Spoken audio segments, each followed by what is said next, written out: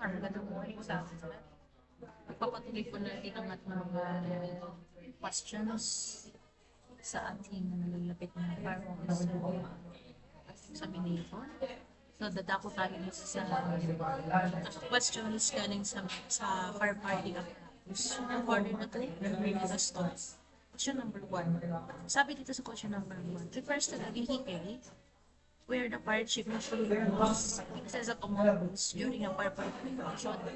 It is equipped with radios and other communication equipment. Letter A, it is a service vehicle, command service vehicle. Letter B, it is a pumper truck for fire engine. Letter C, water tanker. Letter D, a chemical truck. So, ang tinatanong niya po dito is the command post na ginagamit during the firefighting operation at the usual na ginagamit sinasakyan ito ng ating fire chief. Ano daw yun? So, isa-isahin natin. So, dear learners, hindi siya pwedeng maging chemical truck. Kasi po yung chemical truck, isa po siyang specialized firefighting agents tulad ng foam at dry chemicals para sa mga flammable liquids at saka hazardous materials fires. Hindi yan ginagamit bilang mobile command center. And next is yung ating letter C, water tanker.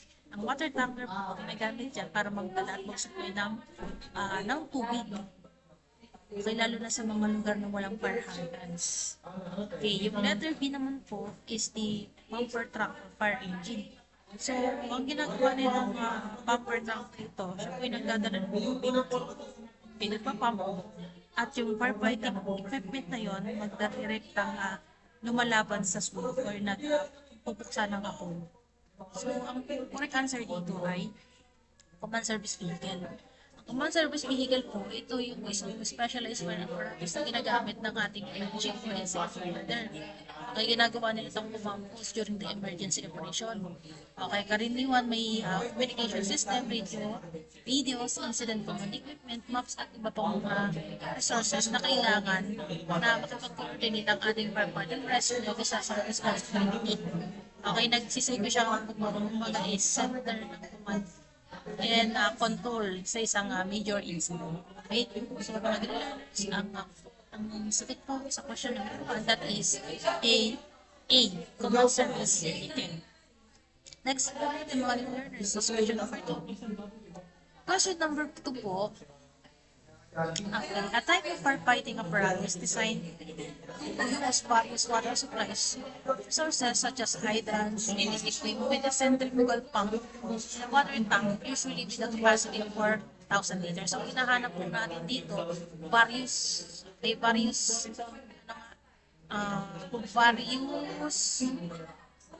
water supply. Okay, at meron siyang centrifugal pump. Tapos meron siyang capacity na 4,000 liters. Okay, sasayin natin yung choices. Aerial platform. Ang aerial platform po ginagamit yan sa high-rise firefighting at rescue operation. Gamit ang elevated platform. Pero hindi niya function yung water pumping function. Yung water pumping, hindi niya function mo.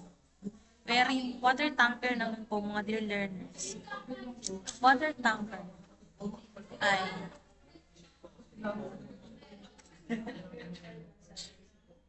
ang water tanker po ay learners.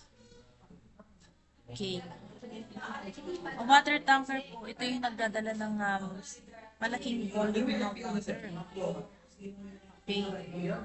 Pero, hindi yan yung standard na apparatus na sinasabi mo sa version na may centrifugal pump. Okay, so hindi yan siya. So, kanina yung letter B, yung pinag-usapan natin, which is the command service vehicle. So, ayun yung ginagamit ng ating mobile command post na sinasakyan ng ating fire chief para makipag-coordinate at communicate during this emergency situation. Okay, so ang correct answer dito is the pumper tank engine. So, ginagamit yan sa pagkuha ng tubig galing sa ibang mga water sources, gaya ng fire hydrants, servers, tanker operation, tapos meron siyang centrifugal pump na ginagamit para magbigay ng mataas na pressure ng tubig, at meron siyang sariling water na karaniwan may capacity na 4,000 liters na binabanggit sa ating tanong. So, ayun yung sagot natin, which is letter A. Next, question number 2. This apparatus is used to transport provide water in areas where water sources are limited and available. It is usually has a tank capacity ranging from 10,000 to 25 liters. So, kanina, ang tinatanong natin, ang tanong, number 2 kanina, meron siyang capacity ng 4,000 liters. Ito naman, may capacity siya ng 10 to 25 liters. Okay. So, chemical truck, sinabi natin ng chemical truck, hindi siya naglalaman ng 10 to 25,000 liters. Okay. So, kasi ang chemical truck is isang specialized truck na nagdadala siya ng dry chemicals, foam, at iba pang mga extinguishing agent para sa specialist part. Hindi yan sa mga bulk water transport. Okay, next. Yung letter C, pumper truck or fire engine. Okay, ang pumper truck at fire truck engine. Okay, yun ang function nito ay ginagamit natin sa direct fire suppression at hydrant operation. Mas maliit ang water tank na ito kumpara sa tank. So, binanggit na natin si command service vehicle. So, ginagamit yan sa communication and coordination. Ay nakipag-communicate, sinasakyan ng ating ship. So, ang correct answer dito is letter A, water tank. Ang water tanker po, siya siyang four-parting apparatus na dinesign para magdala at mag-supply ng tubig sa mga lugar ng ulo at walang permanenteng water sources ng water or fire hydrants. Okay, so may capacity siyang 10,000 liters. Kaya mahalaga itong mga water tanker na to sa mga rural areas, forest fire, at iba pang lugar na mayroong mga limited supplies ng tubig. Okay, siya yung is na transport. Okay, susupply ng mga malaking volume sa vaccine. Okay, so next question natin is number 4. Number 4 po is a fire-fighting apparatus capable of discharging fluid, making it is effective in extinguishing Class A and Class B fires involving flammable liquids and chemicals. It is equipped with 1,500 liter water tank and foam. Okay. So, hindi na natin i-discuss yung water tanker kasi napag-usapan na natin. So, may bago tayong sa paningin natin. Yung Berg squirt or water tanker. Ang Berg squirt, yan po yung elevated mosquito nozzle para sa high water stream. Pero hindi yan yung specialist po or nagbubuga ng mga specialist po. Okay? So, ang aerial platform naman po, ginagamit yan sa mga high-rise firefighting at rescue operation. So, gamit yung, mayroon siyang elevated platform. So, hindi siya pangbugaan ng mga specialized something na pwedeng ibugaan. Or may foam proportion system.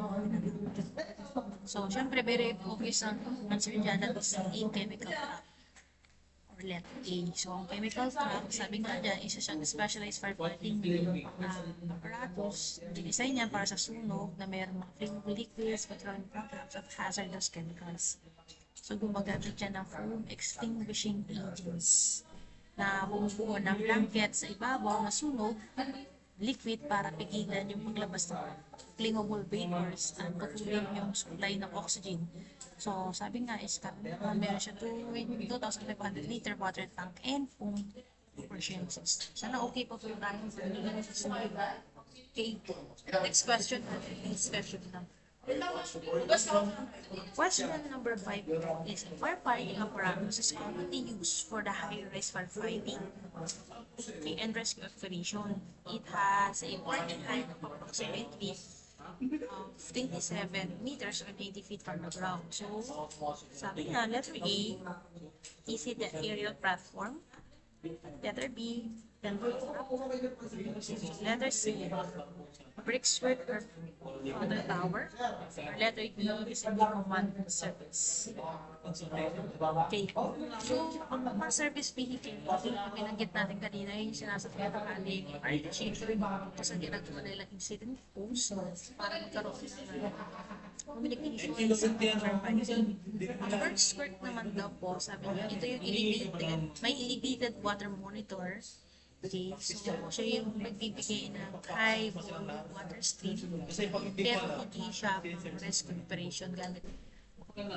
So, ang chemical truck pinakita natin kanina, ginagamit yan sa foam or chemical firefighting, lalo na sa mga flammable liquids. So, very obvious kasi aerial because it is as high-rise. So, ang aerial tank is a specialized firefighting apparatus na ginagamit sa high-rise firefighting at rescue operation. Meron siyang hydraulic at platform or basket na pwede iangat hanggang 27 meters or 90 feet. Okay?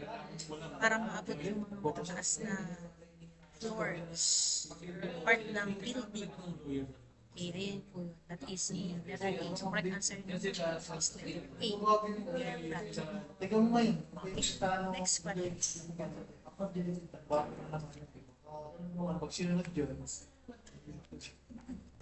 So, sa number 6 question, if firefighting apparatus is equipped with a braking device and monitor nozzle that can reach a high and approximately 20 meters, it provides a massive fire suppression capabilities, specifically in confined areas where maneuverability is important. Is it a brick skirt, letter A, or letter B, a chemical tank? Letter C, aerial platform. Letter D, ang water tanker. So, huwag na natin di si water tanker kasi ang function ng water tanker nagdadala at saka nagsusupply ng tubig sa scene. Naka-inekis na siya. Si letter C naman, ay yung may platform tapos umaangat siya sa mga high-rise building. Okay? Next, yung chemical truck naman, so, meron siyang foam at chemical extinguishing agent para sa mga flammable liquid fires. So, ang correct answer sa letter A is a brick squirt or water tower.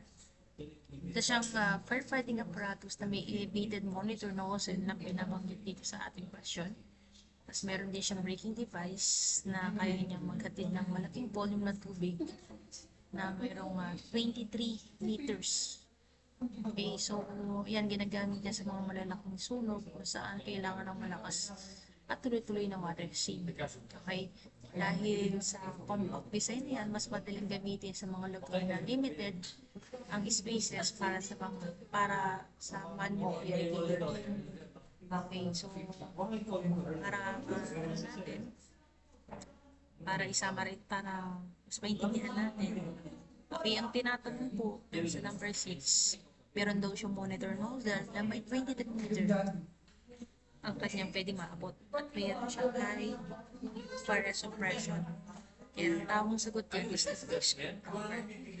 So, next, number 7. Ang number 7, sabi niya, also known as a square, the firefighting apparatus is equipped with a monitor nozzle that can be 90 degrees horizontally and 240 degrees vertically. Its stream pattern can be adjusted from a straight stream to a uniform pattern. Is it a square? Letter B, a rescue unit. Letter C, a ladder. Or letter D, a chemical. So, tinatanong daw dyan, ano daw yung firefighting apparatus niya na may telescope at saka meron siyang monitor nozzle na pwede siyang mag-rotate ng 90 degrees to 140 degrees vertically. So, pwede niyang mabuhin yung stream pattern from a straight stream to a full fog stream. Kaya, very effective yan sa iba't ibang firefighting situation. So, ano daw yan? So, chemical truck na banggit na rin natin, aerial truck. So, may bago. Yung rescue utility truck. Yes, yung utility truck, wala siyang nozzle. Kasi yan, isa siyang truck na may dala siyang mga gamit or tools. May katulad ng generators, floodlights, support equipments. Hindi siya pang elevated models configuration. So, ang answer dito is square. So, number 8, a firefighting apparatus is usually equipped with winch loaded with the rest of the equipment such as accessories, resolve, rescue tools, floodlights, and power generators. It is primarily used in rescue operation during fire events and other disaster. O, sige. Okay, siyempre, the very good focus answer ay letter letter A. Kasi in-explain na namin yung kanina sa bilang tanong sa number na 7. Kasi ito yung truck na nagdadala siya ng gamit, tools, and etc. Kasi yung squirt ay elevated model para sa firefighting operation. Okay, ang aerial naman ay yung umaangat. Okay, water tamper naman yung nagta-transport at nagsusupply ng water. Kaya ang correct answer dito is rescue. Number 9. Firefighting apparatus primarily designed for combating fires in high-rise building and can be also used to rescue trapped individuals and deliver water to elevated location. It is equipped with a lift basket with raising angle ranging from 10 to 25 degrees. Ayan na. Ano yung pinag-aiba niya? Okay. So, binanggit natin yung squirt. Next na yan. Hindi siya. Okay, yung rescue utility tap. So, dito tayo sa dalawa.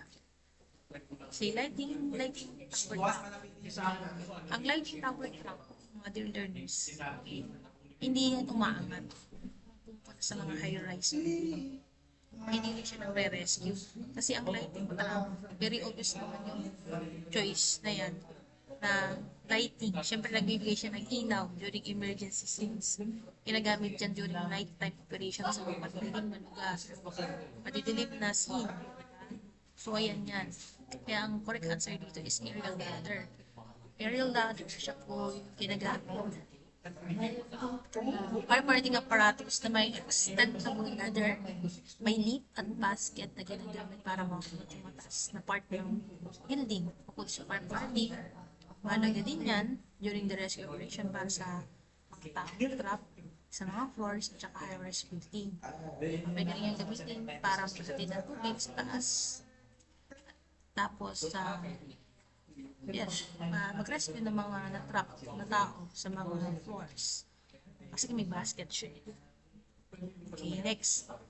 Correct answer is letter A, aerial ladder. Next, this firefighting apparatus is essential for providing illumination during the firefighting and rescue operations.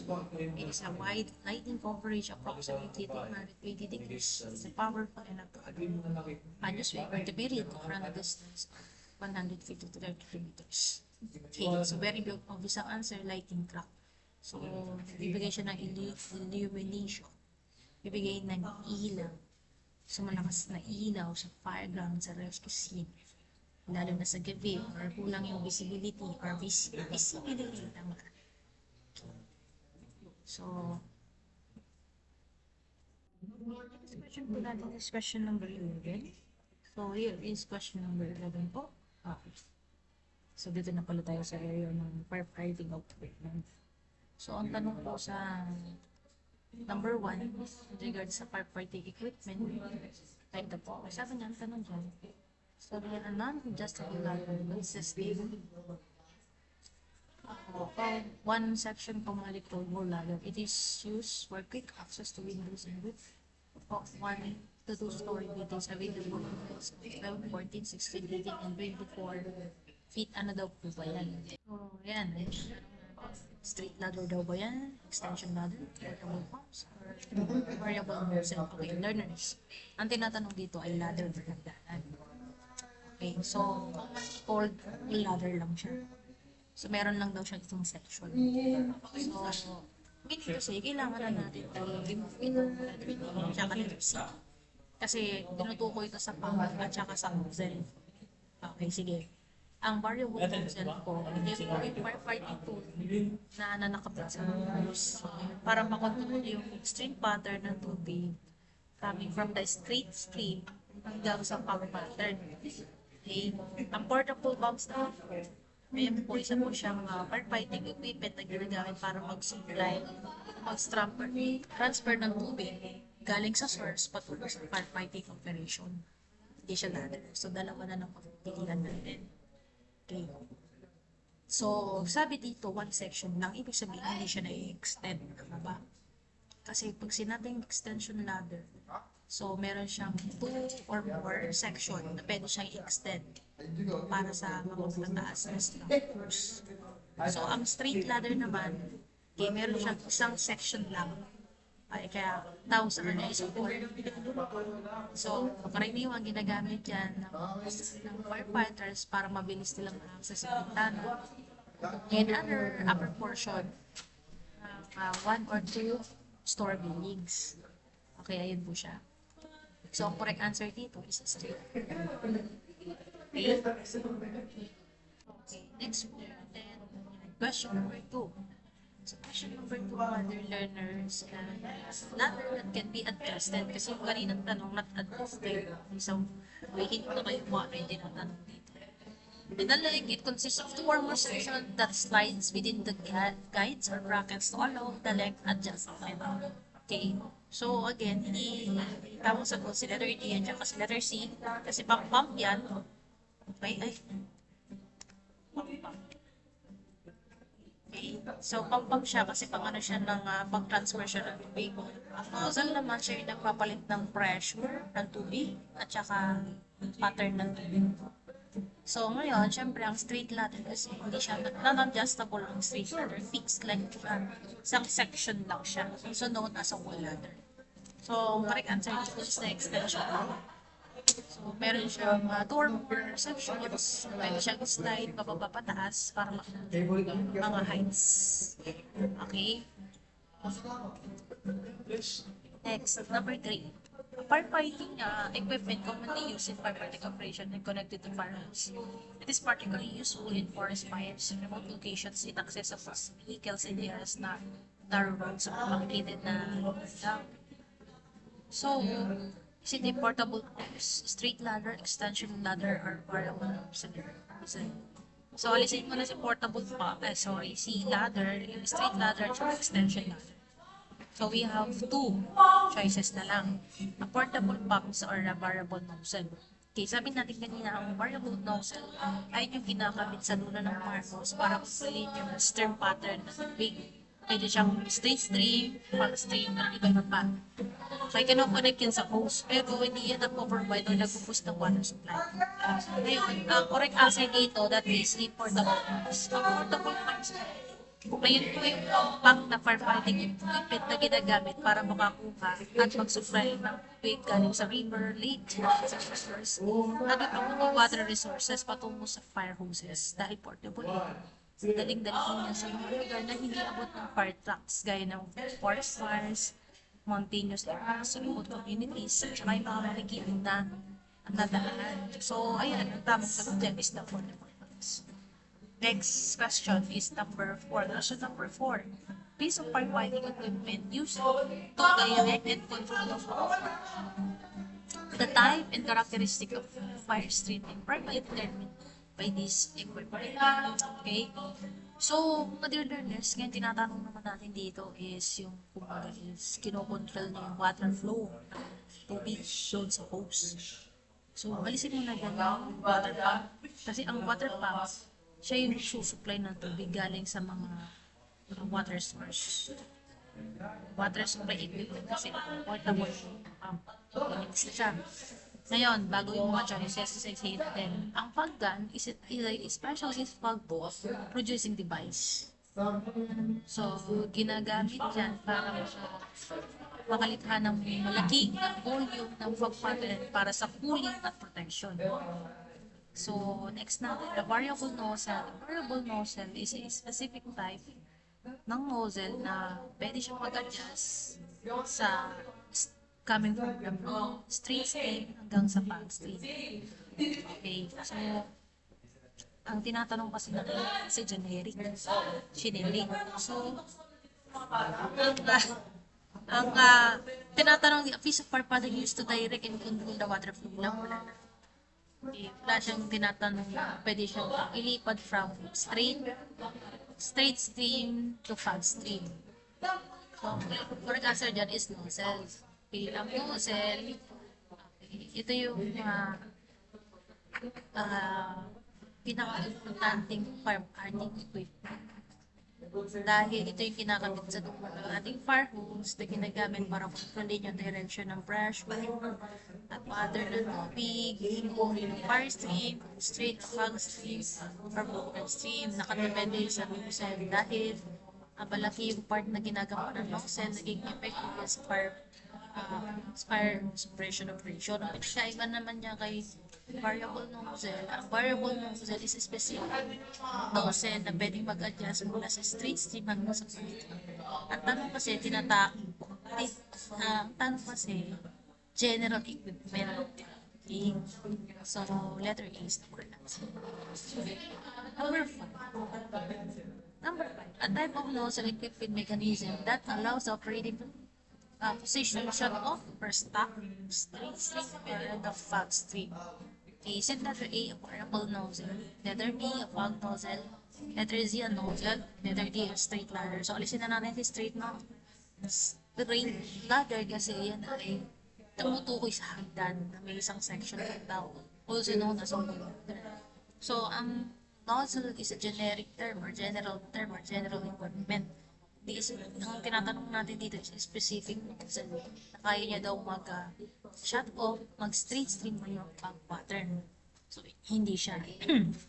Next, ang fog dyan naman po, ito yung specialized equipment na gumagawa ng malaking volume ng fog stream para sa cooling at exposure protection.